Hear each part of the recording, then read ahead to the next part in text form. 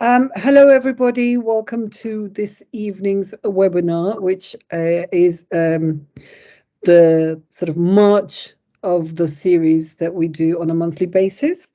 This month, we're kindly joined by staff at St Mary's University in Twickenham, in Surrey area, when we will be talking about various teaching qualifications and degrees that they have on offer.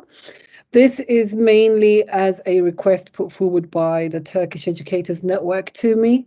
The members of the network are professional teachers and they want to further qualify in the UK and want to explore what the opportunities they can explore with your university. So thank you, Greg, for accepting my invitation and delivering this wonderful opportunity for us all. And thank you to both Lizzie and Farhanda for joining us today. After hours for you, I guess, because, you know, this is beyond your work schedule. So thank you for sparing your time. And I'll leave it with Greg. Okay, so thanks all. It's a pleasure to welcome you today. So my name is Greg. I work in the international department here at St Mary's University. So I can facilitate any questions you have, any application questions, and hopefully showcase what we have to offer as a general university, but also in the teaching aspect as well. So I'll share with you a presentation to start with, which will be an introduction to St Mary's, what you can expect from the university as a whole, the campus environment, things like that. And then I'll pass over to Lizzie and Farhanda, who are from the academics from the department, who can tell you in much more detail specifics about the exact qualifications we have, which you could be interested in. So I'm sharing with you this presentation here. So if we begin by showing the campus, which is a very important aspect of St Mary's, which you're all more than welcome to visit if you're in the UK, or if you are overseas, if you have family or friends which are nearby, you can certainly visit as well. And Fulia came to the campus a few weeks ago, so she can also tell you firsthand about the campus environment. We're situated in a really nice part of the city. So in a really nice part of West London, Southwest London. You can see from here, it's a very green, very affluent part of the city. So a really nice place to be based. And for UK standards, we're a fairly small university. So between 5,000 to 6,000 students. We definitely see that as a strength. We want students to feel valued here. It's certainly something which students who study with us, something that they go away with, that strong feeling of community, overall student experience, we rank very highly for. So we really value that. So this community environment is very, very important for us. And also how that can then continue as you graduate and go on into your career. In terms of the wider location, we're in a good balance between something more suburban and the city centre, so just 30 minutes to Waterloo train station, which is a central train station in London, and conveniently just 30 minutes from Heathrow Airport, the main airport in London. So if you are travelling in from overseas, it's an ideal location there. So if you're not familiar with London, obviously an extremely big city, about 10 million people. We're in the Richmond borough here in the southwest side of the city. So to give you a flavour of what you can expect if you study on the campus, it's really a contrast of modern and historic. Lots of historic features about the university, lots of green open spaces, historic buildings, and then modern facilities to balance that out, particularly with our sports facilities. We rank extremely highly for sport, something which is one of our strengths, which we encourage all students to make the most of, and lots of open spaces and social places on the campus as well for you to make the most of your time here. The local area, a really pleasant local area, lots of parks nearby, historic buildings, and the River Thames, just a short distance away. So it's all about the riverside living, nice cafes, restaurants on the river. And of course, then everything that you know of London, all the famous attractions, landmarks, are easily accessible. So it is a very good balance between suburban, green, safe neighbourhood and something maybe a bit more hectic and crazy and in the city centre. In terms of our stats, which we can go into more on a course level, but we have a very high employability rate. These are the government HESA stats. Very high, so 96% in employment or further study or vocation within 15 months of graduating. We certainly encourage students to network as much as they can during their time here. I think you're in London, so you've got one of the world's greatest cities right on your doorstep. So network, really make the most of these employment opportunities. Other rankings to consider, I mentioned student experience being extremely important for us. So we're top 5 in the UK for student experience, top 10 for teaching quality. So this is where you can really get strength and value from a St Mary's qualification. And as we go through now into what we can offer, you'll see that education really is a cornerstone of St Mary's. It's how we started way back in 1850 as a teacher training institution, and then we've diversified since then.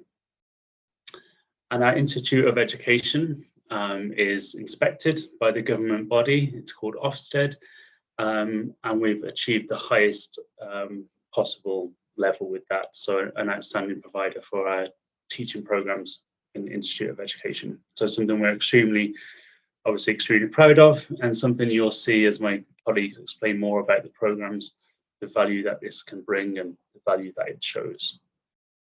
So I'll touch now on some of our non-PGCE courses. So we have these courses which lead very much into a teaching qualification, but we also have many in the educational field, which will be of interest to people who are already teaching or who don't need or don't want a teaching qualification, but they want to expand their knowledge, or they want to look into field courses in the field of education. So at undergraduate level, this could be things like education studies. It could be something more specific, building on our strengths in sport, such as a BA in physical education, sport and youth development. And at master's level, something which would encompass education, but also slightly wider aspects, education, culture and society, or education, international development and social justice, and also the possibility of leading onto a professional doctorate.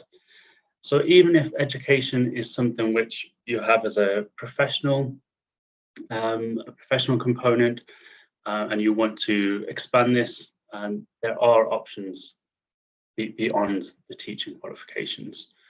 The one which I really want to touch on now is MA in education. So this could be for education professionals, such as head teachers or people who work in schools, who really want to get this postgraduate qualification to formulate a further degree, a high-level degree. So this MA in education could have various pathways depending on how you want to specialize. It could be a general MA in education, could focus on coaching and mentoring, inclusive practice, innovation and change, pedagogy, physical education, science leadership at a primary level, or religious education. So particularly for those who are already teaching, but they want to really build on that and have the extra level of qualification. This could be done on campus, or it can also be done as a distance learning course. So that may be of particular benefit for those of you in Turkey or overseas, knowing that you can do this one from your home country as well, if you're unable to take that career break, or if it's just not feasible to move up and move over for a year. This could be a very viable option for you. Okay, so these are the non-PGCE courses. We also have other courses outside of education, sport, business, international relations, law, those aspects. But based on the audience we have here, I think we should go further into postgraduate teaching offerings.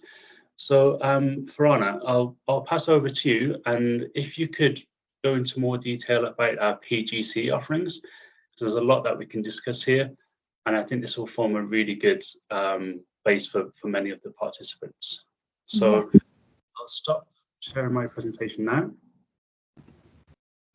Okay, and of course, any questions you have, I'll pass over to Farhanda now. Great. Just a moment.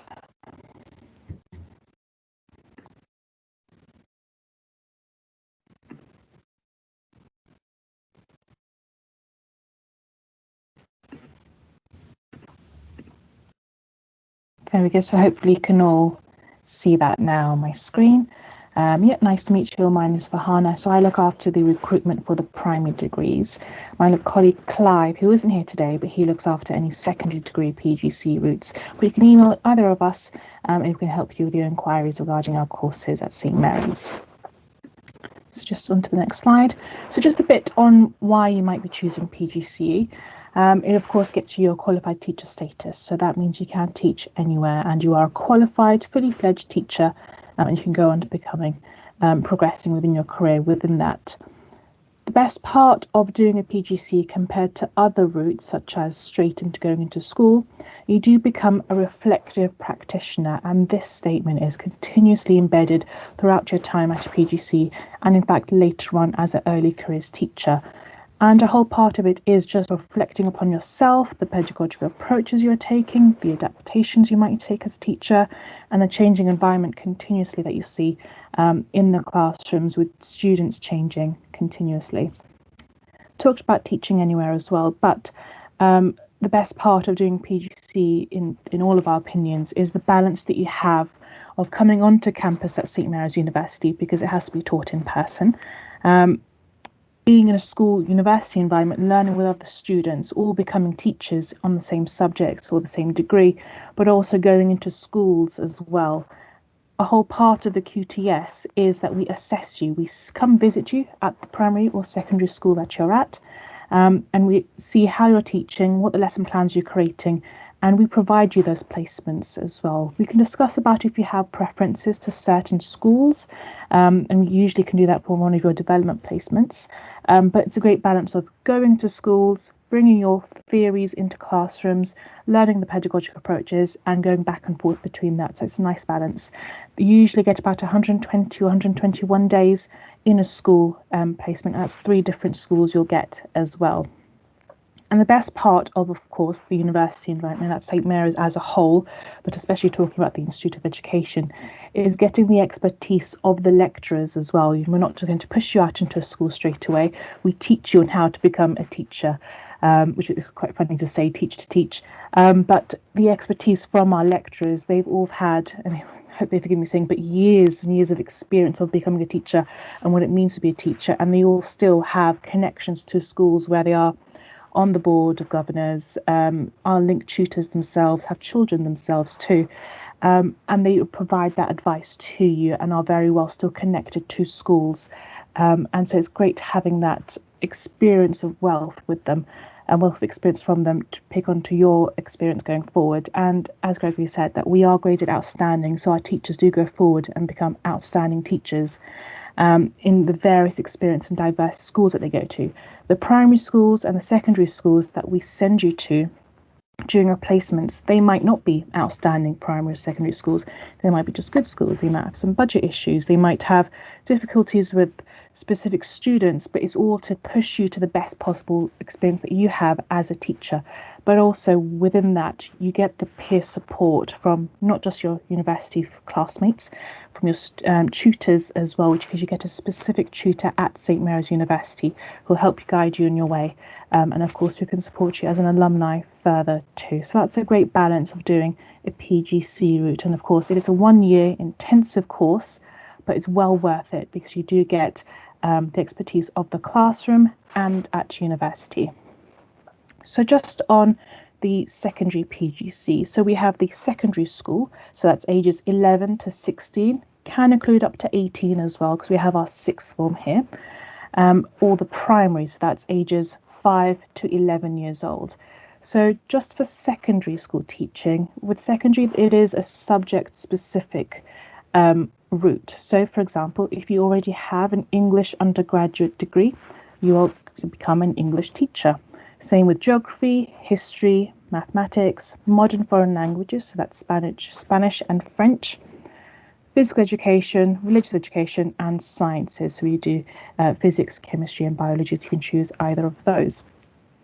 So it has to be that you have to have a degree already with a significant proportion of that subject that you want to teach. So, for example, those who have done economics, it's likely you can teach maths. We just need to see that you've done enough subject modules within your economics degree.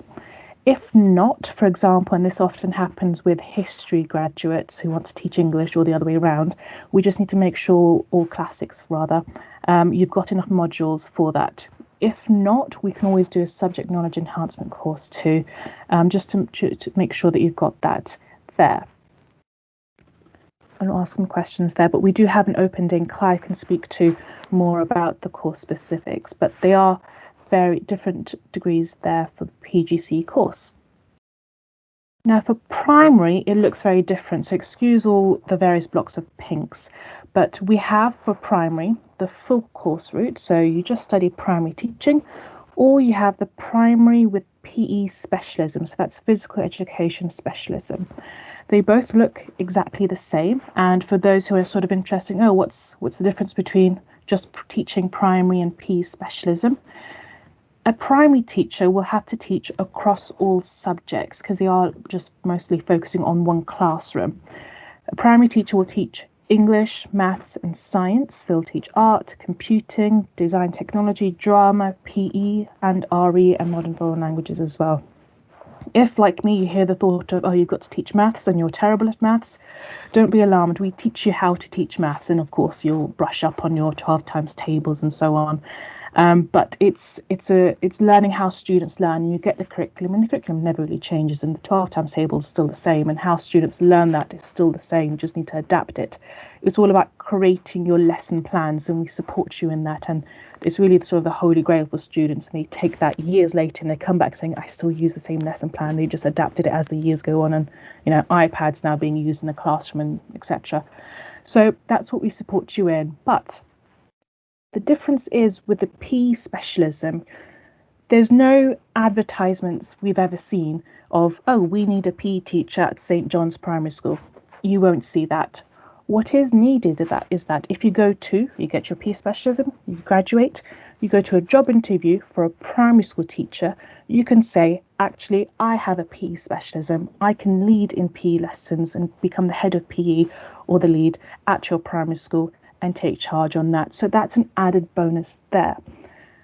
Additionally, you don't need to be sort of an Olympic person of sports. You don't have to be the Mo Farah or Joe Wicks, who, by the way, are alumni of our university with the sports degrees. You don't have to be able to run 10K in a certain amount of time. You just need to be sort of enthusiastic about sports, health, inclusivity in sports for young children as well, and development too. And that's the main focus there. And there's no physical exam or anything to become a PE teacher at all. It's just an interview. So the difference is there that you do get more PE lectures for the PE specialism, but it's the same course subjects, context, and you are a fully fledged primary school teacher. So it's really a matter of what piques your interest there more. And I think for those who are slightly intrigued by PE, I would normally say go for the PE specialism because it's often well worth it if you are interested in it. The same goes for secondary as well. You do get master's credits, as you'll see the two squares highlighted in red just below the bottom. Now the master's credits total to 60 in total, but that's not a full master's course. A full master's course is usually 180. You do get the opportunity in the summer to get up to 90 credits in total. So that would mean you get halfway through. to masters. That's my maths being tested now. But that's still not a full master's, and what it usually looks like, the remaining half is often a dissertation of sorts, and we'd recommend doing your summer school immediately after you graduate with us in June, July. Go off to become a teacher. Maybe in 1 or 2 years you've had experience teaching maths, let's say in a primary school, and you think, okay, certain demographics have issues with maths, let's do a dissertation on it and complete your Masters of Education, and you can go on forward to do PhD, etc., or just go on your way with the Masters. That's something you can do at a later stage, but that's the benefit as well of doing a PGC. You have that route open to go around an education route, but also you can also progress your career too, considering you've had research background in any way that you'd like, really. Just going on to the next slide, just more of a how to apply, hoping that this piqued your interest. The application system has changed for those who may have applied to study in the UK. Before, it's no longer UCAS, so it's the DfE site, so you can just type in apply to teach and you'd find that there. But of course, whilst you're still considering to apply, the first thing I'd really want you to do is find your references. You'd need 2 references to support your application. One, if you've been in education for the past 5 years, one would have to be someone from your university to support your reference, and the other can be from your work or also university if you're still there. It would have to be their professional email, so it can't be at myfriend.co.uk, etc. So please do look into that too. And of course, start your personal statements, because that does take some time. And of course, we want to check your spelling, your grammar, but also what you're saying. So I've taken a screen grab of the personal statements required. It's now split into 2. The first asks for your suitability to teach a subject or age group. Of course, with primary, we talk about the whole primary school, so that's ages 5 to 11. Talk about your relevant work experiences, your degree modules, your understanding of the curriculum as well. For any career changes, do look at how, transferable skills, that's such a great word, to talk about the skills transferring into teaching and how you can adapt to that, and of course, why you want to teach.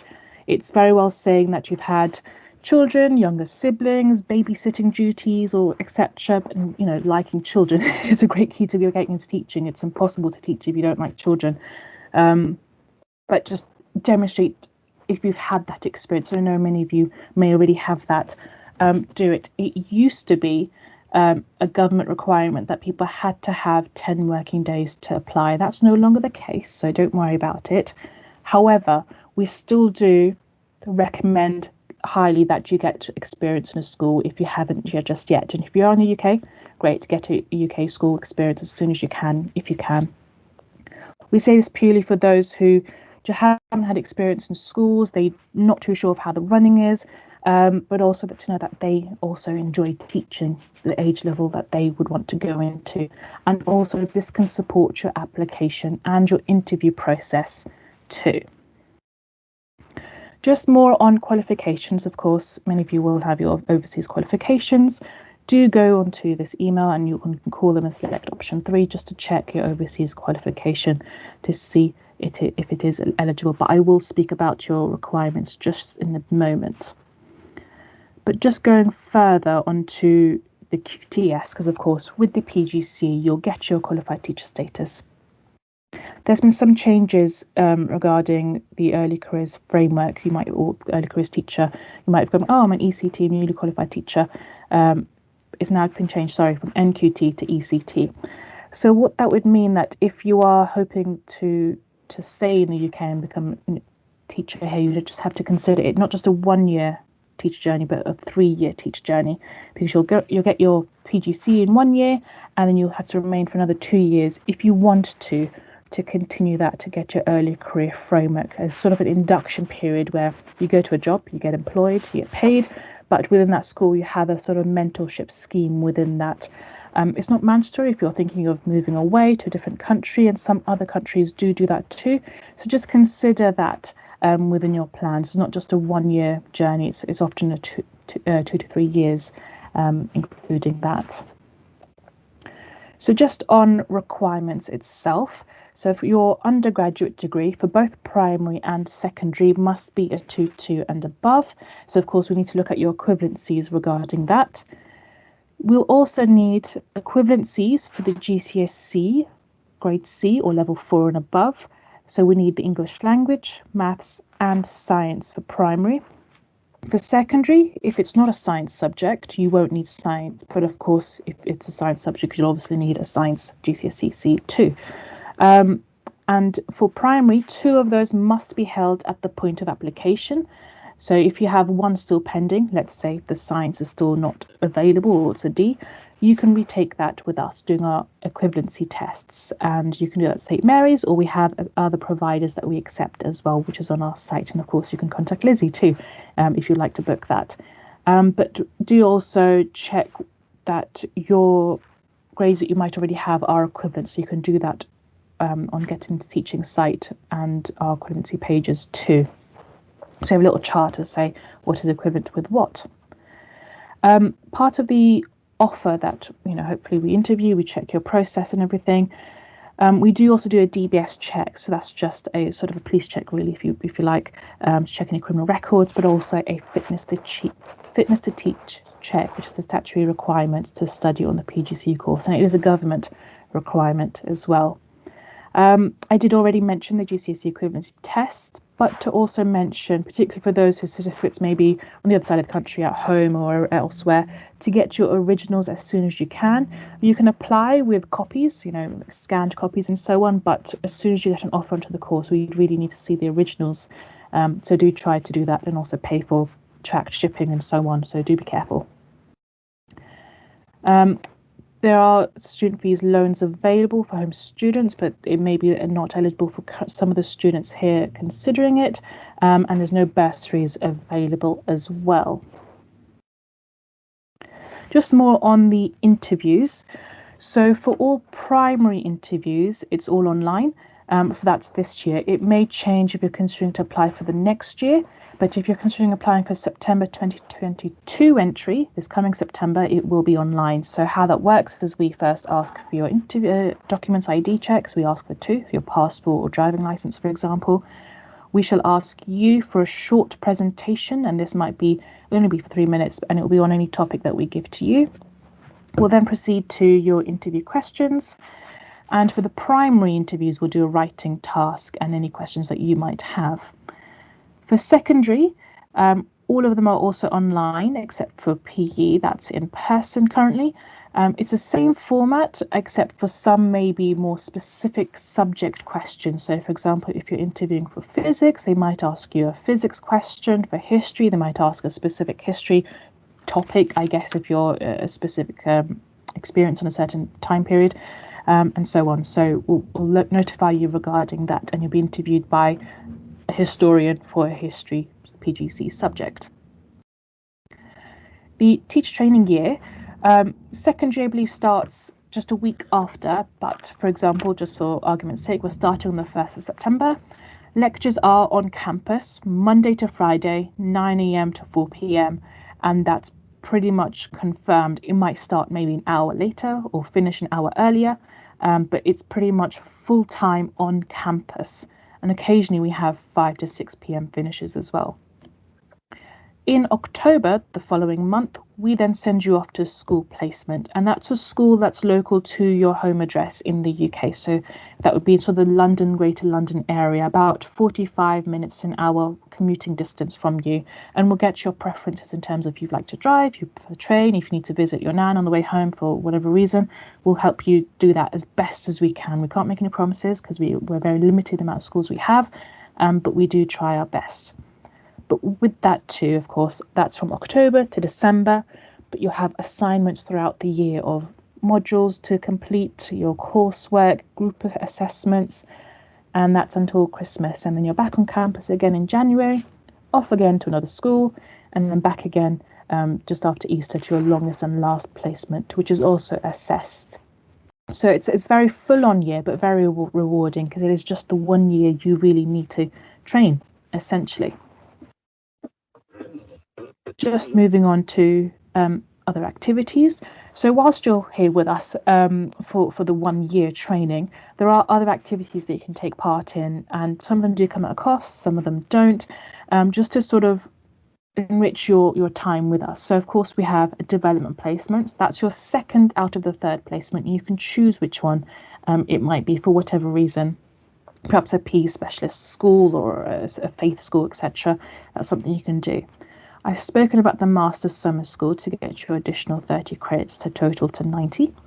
We have, of course, great sports facilities at St Mary's University, and you can specialise in PE too. Added extras such as additional CPD courses. We have, of course, the full LinkedIn spectrum of training courses that you would like to do at St Mary's University, as well as autism training. We have the Catholic certificate too for those interested in gaining a qualification there to perhaps work up towards becoming a head or a lead in a Catholic school. You don't have to be Catholic to study or teach at a Catholic school, but if, for example, you find yourself in a location where there's abundance of Catholic schools, and for your own career progression, it's definitely worth doing it. And it does come at a cost as well. It's just an added on module there. We have the Irish language conversation, as well as, of course, excellent research facilities, and of course the opportunities for you to develop your own research too. Just going on to the next slide. So just some useful contacts. There's my email for primary and the secondary PGC email as well. We do have, if you are on campus, you can go onto our website, a coffee and chat opportunity at the cafe, and of course monthly events too. The next one for primary is on the 6th of April at 7 p.m. It's pretty much is the same presentation, I have to be honest, but we do have opportunity for Q&A sessions, and you'll be able to speak to some of the lecturers as well. And one for secondary, I believe, is on the 13th, but do check on our site and register there. It is on Zoom too. And thank you. I think I'll just pass back now.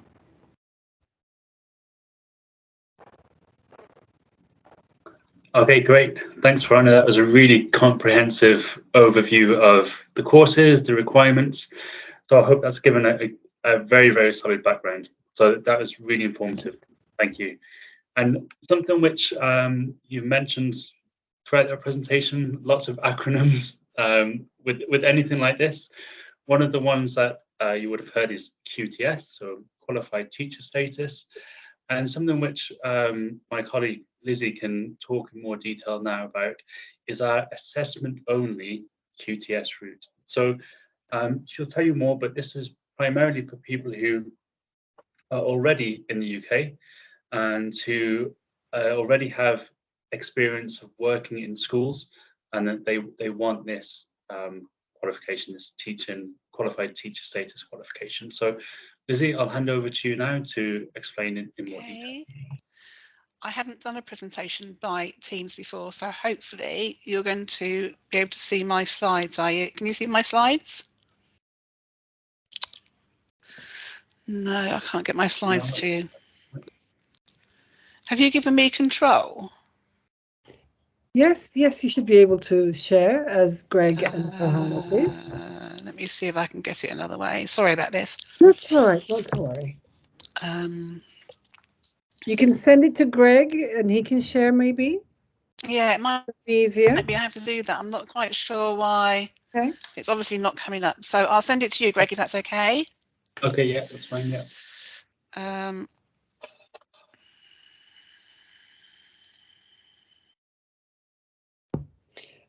While we're waiting for that, may I just ask Farhanda a couple of things that I received, a couple of questions I received.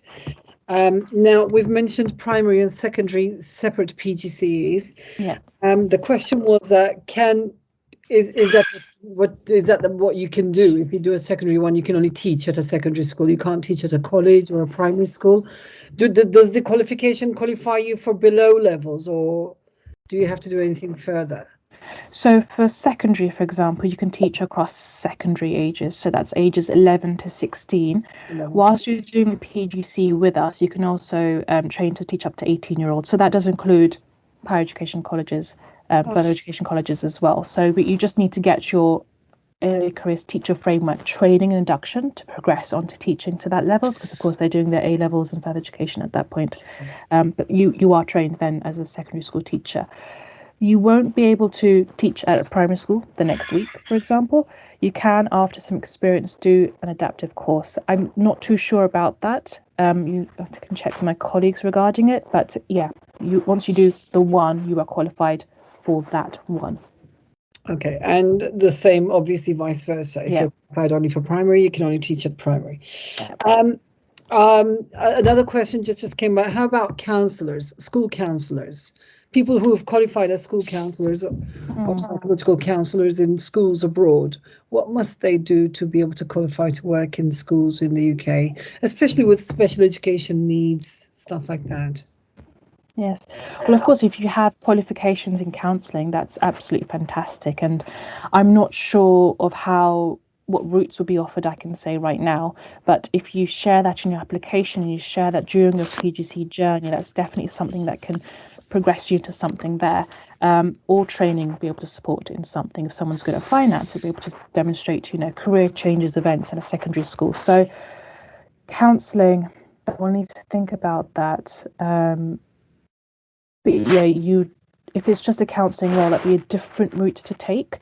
If you just want to be a counsellor at a school, but for special education needs, that's something we can support you in as a teacher too. So you can specialise within that with an additional training you can do here. And that is non-subject specific? That would be non-subject specific, yes. So it'd be sort of ADHD and autism training, for example. Okay, all right. Yeah. Okay. Thank you very much. No problem. We're near ready, Greg? Or can we go ahead without the slides? Did it come through, Greg? Okay, just 1 second. Yeah, it's come Sure. through. I will just try and bring it up here. 1 second. That's all right. Sorry, Greg, you're going to have to press the button as well. No problem, no problem. Okay. Okay, can you see this now? Yes. Perfect. Yes. So, good evening, everybody. My name's Lizzie, and I am the Recruitment and Enterprise Officer for the Institute of Education.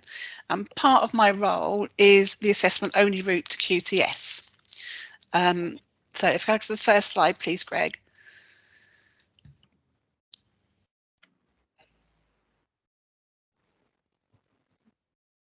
Slide 2, please, Greg. Okay, I think it's just loading up. Did it come up? I think we just see the PowerPoint actual page with the slide deck. Okay, sorry, 1 second. Okay. Here we are. Yeah, we can see my mouse moving. Yeah. Thank you, Greg. Thanks. Okay, so to come onto the assessment-only route, you have to be currently working in a school as an unqualified teacher or a high-level teaching assistant. You have to have a degree, and this way you can achieve QTS without any further training. The assessment-only route allows applicants to demonstrate that they already meet the teaching standards for the awards of QTS.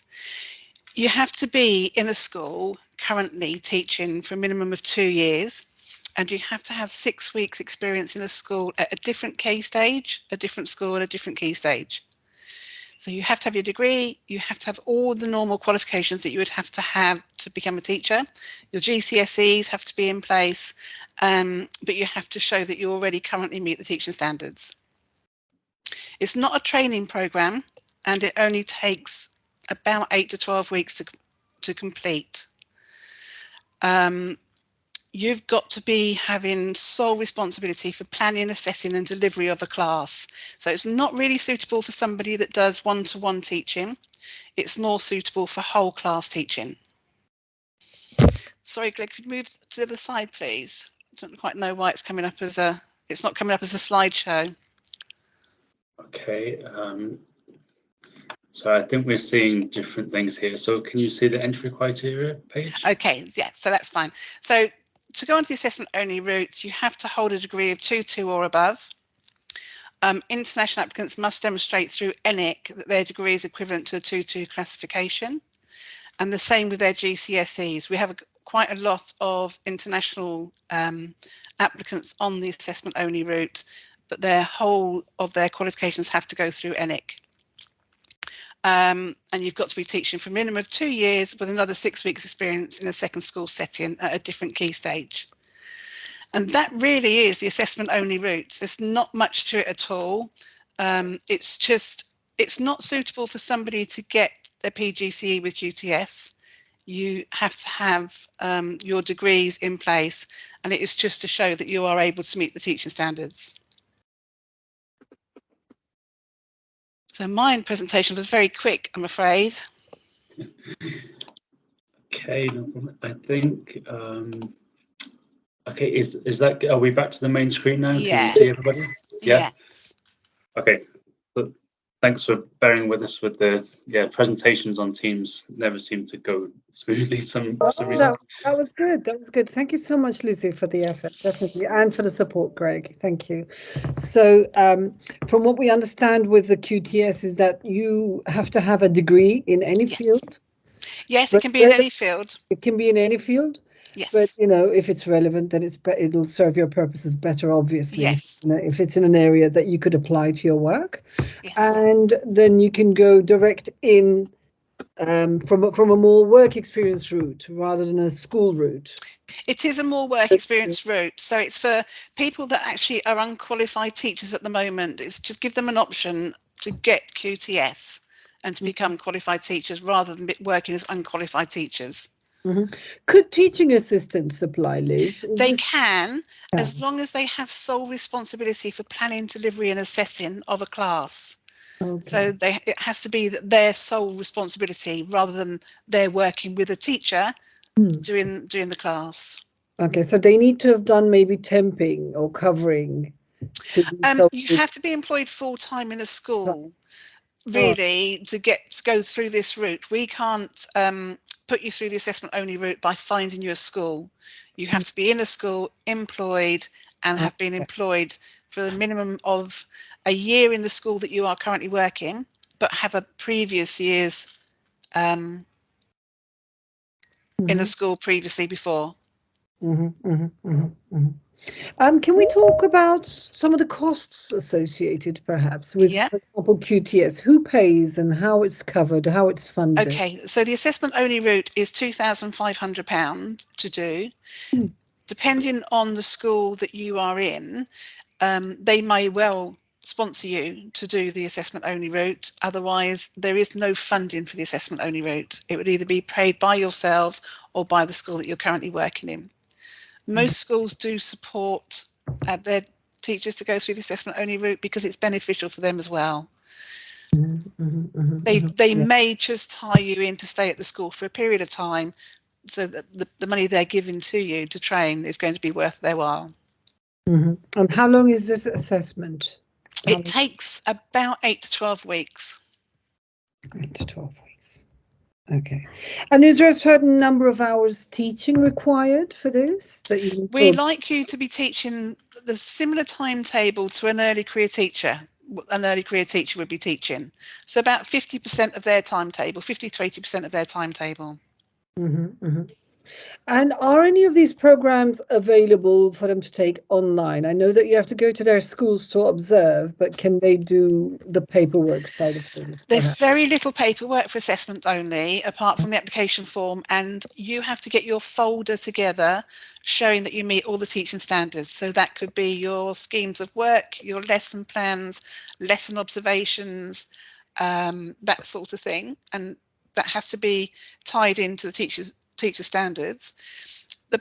What happens is an assessor will come out and see you and assess you in your class, obviously delivering and teaching. You would have a mentor from your school that works with you as well, and that would be there's no real paperwork involved apart from your portfolio to show that you meet the teaching standards.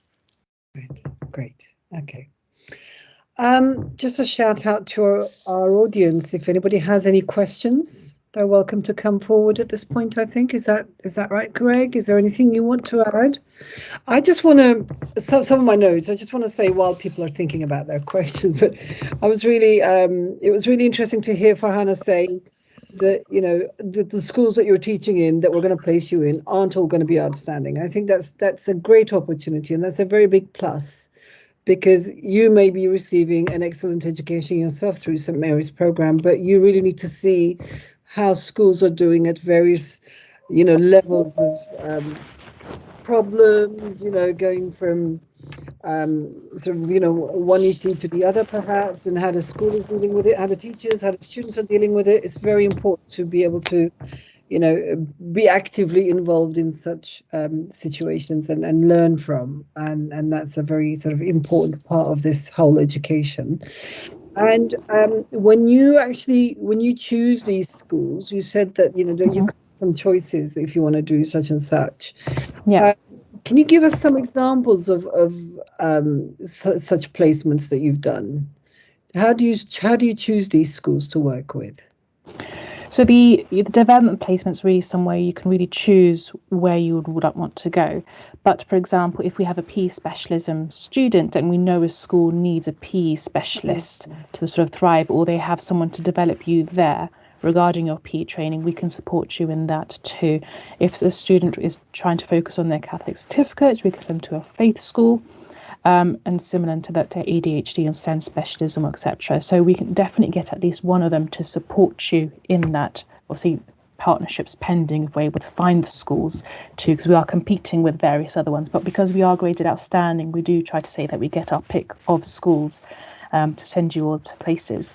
But that's the best part of it, really, to have those mix of schools. And then when you go to graduate and you're applying to jobs, which in fact, been speaking to some students up and down our corridors, now's the time for that they're applying, even they're only halfway through and they graduate in July, and they really said, oh, I've got 2 offers, 3 offers, and some of them are in STEM, and I'm like, okay, keep your cards to your chest for a bit. You're a person in STEM, for example, you've got your choice there to pick from schools, and when they're interviews, we talk about going through the STAR method of the situation, your task, your action, saying, oh, from this school I learned how to do this, and in the other school that didn't work, so I quickly adapted to do this in my placement. So having those 3 very different placements really makes you shine for your interview processes, for your next job, really, sort of at this stage, and that's really great with that.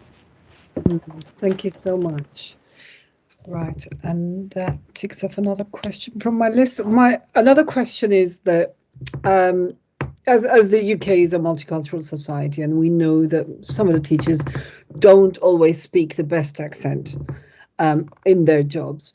With regards to the English language requirements and your interviews, and our audience being non-native speakers, obviously, how do we help them with that aspect of the application, and where do they need to be, or what sort of requirements are you after in that sense?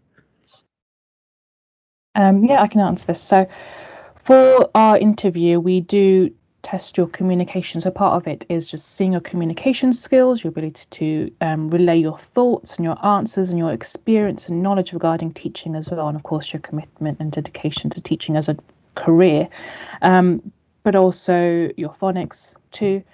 We do have a writing task where we do assess your writing. It's very short. It's only about 15 minutes where we give you a question and we see you writing.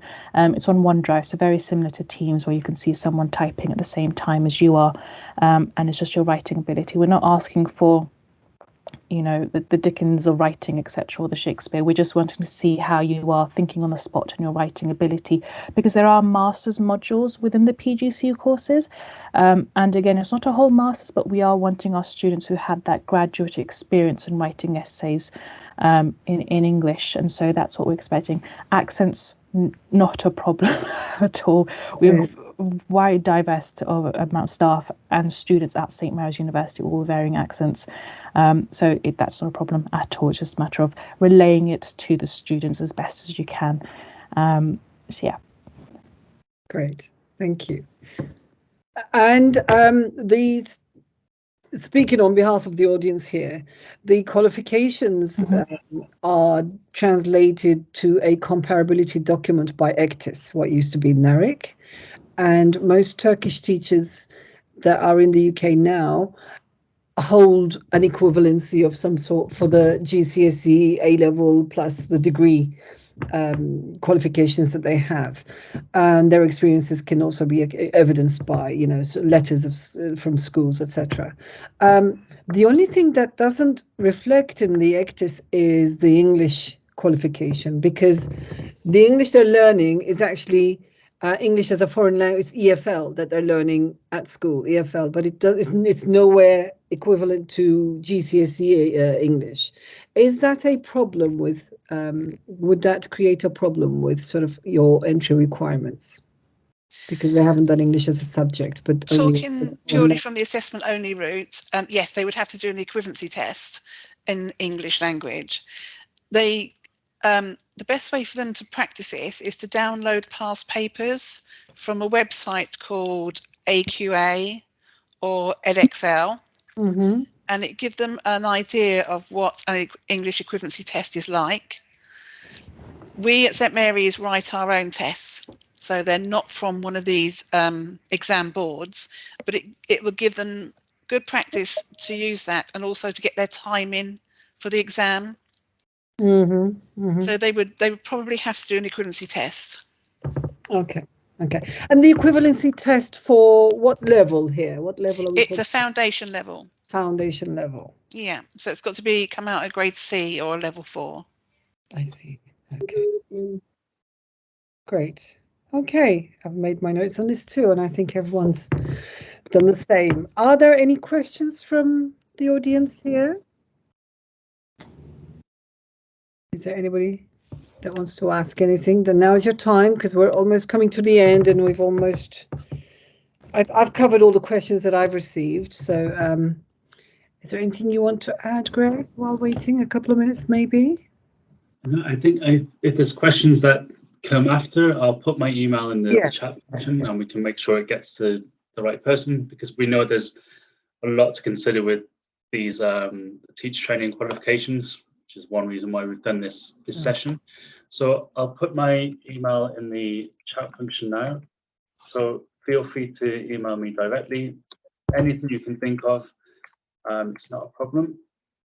And also, if anybody comes to me with any questions and wants to contact you or the university, I'll be happy to introduce the audience with Greg and St Mary's University. I think it's a university that you must all go and see. It's on the doorstep of London, and it's beautiful. I was really impressed with the records already in your, sports fields, with your connection with the London Olympics, and all your records of, achievement with the Olympics, and your ability to expand in your specialism is, I think, a fantastic. It is a fantastic, unique point with St Mary's, I think. And I really liked visiting your campus. Once again, thank you for having us at this time of the day, and for all the valuable information. I really appreciate it. I want to say thank you on behalf of the Turkish Educators Network. And I'm sure that they've all made their notes and will come back with even more questions in the future. And I will share a recording with everybody here and anyone who couldn't join us, albeit having registered. And thank you again.